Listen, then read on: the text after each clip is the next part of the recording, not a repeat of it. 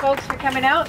I spoke at the last rally before the bill had passed, and I swore then and I swear today that passed or not passed, it is an illegitimate law that we must defeat by all means we can possibly come up with. And I think you know, we've already seen that various people in Europe and various people around the world are starting to recognize that something's gone horribly wrong with Canada, that we have a rogue government that's running us off the rails, that's destroying our reputation internationally, that's cancelling out the fact that Canada is one of the birthplaces of universal human rights, which this bill defies in every single way you can think of.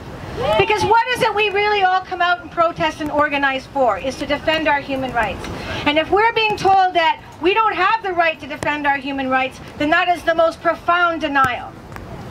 Now, in addition to this, I hear on the radio the other day this Blaney dude say, well, you know, now that we have this little amendment and the CSIS operatives can't arrest anybody, you know, there's no issue here. We don't need oversight. Everything's fine. And these so-called experts who think there's a problem are just soft on terror. I'm like, so-called experts. We're talking judges, heads of security forces, people who have been involved in the upper management of the RCMP, former prime ministers, and this arrogant twit calls them so-called experts. This is the kind of people who are currently running this country. And I have to say too, they do not have the popular support. They do not have a mandate to do what they're doing. Almost everything they have done was done without any democratic popular support in this nation. Now, about that notion that, oh, well, the CSIS can't arrest anybody, but they can disrupt. Well, I'm sorry, that's worse. I'd rather be arrested and at least have someone know what's going on than have a bunch of sneaky assholes sliming around, doing weird things to people's lives, their phones, their communications, whatever. Like, it's interesting how after the last rally, when I came to an organizing meeting, which I invited everybody to come to, thereafter, till this day, I have not been able to communicate by email with those people. So if you think that that's something in the future, keep in mind this has been going on a long time. Let us not forget why they spent $1 billion on the G20. It wasn't just for the millions of cops that they brought in and paid triple overtime and put them up in the Delta Chelsa from all over the country. It was also to build a giant database of activists. And it was also to do a lot of spying. And whichever one of you here today are a part of that machine that are here today to spy and listen, hear me now. Hear me now. You are a Canadian also. You are here to serve and protect our society. You are here, like I am here, to make sure that we have a decent, healthy country where our children can grow up, drink the water, and breathe the air.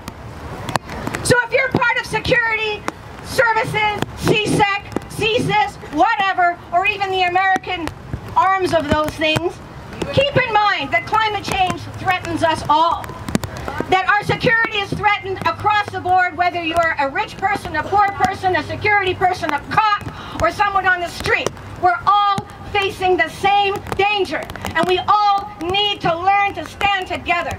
And if you're here getting paid to protect us, do that.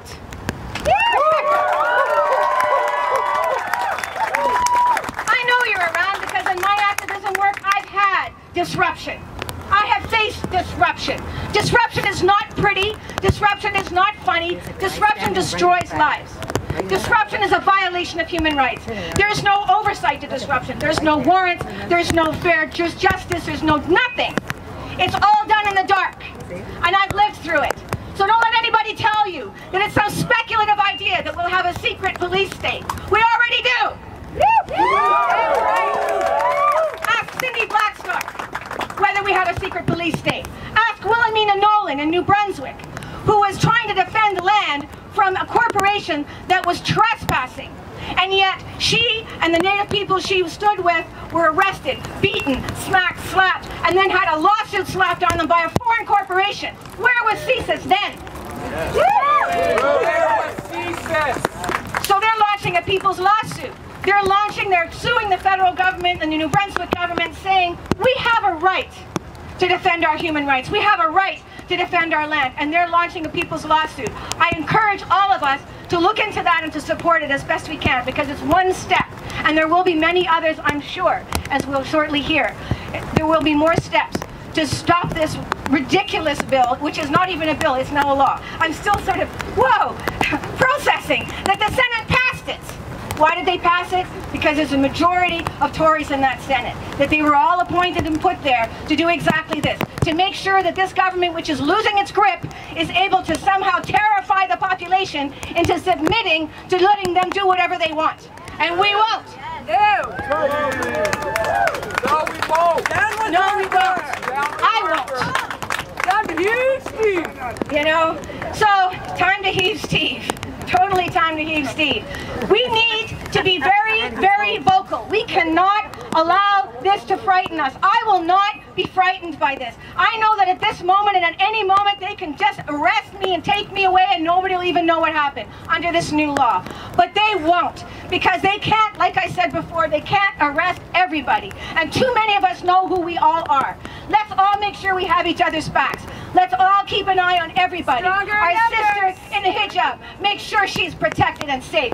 Our sisters who are Aboriginal, who are missing, let's make sure that the rest of them are protected and safe. Let's look out for each other. The absolutely most seditious thing we can do is support each other and build community and say, to hell with you, you're not our government. We'll make a new government come October, and we'll have a country that actually respects human rights and that looks at security from the reality of climate change to the slim possibility somebody might get angry and do something. We have lots and lots and lots of ways to deal with that. We certainly don't need a fascist law that brings in something equivalent to the Stasi in East Germany or the KGB in Russia. We don't need that in this country. We never have, and we never will.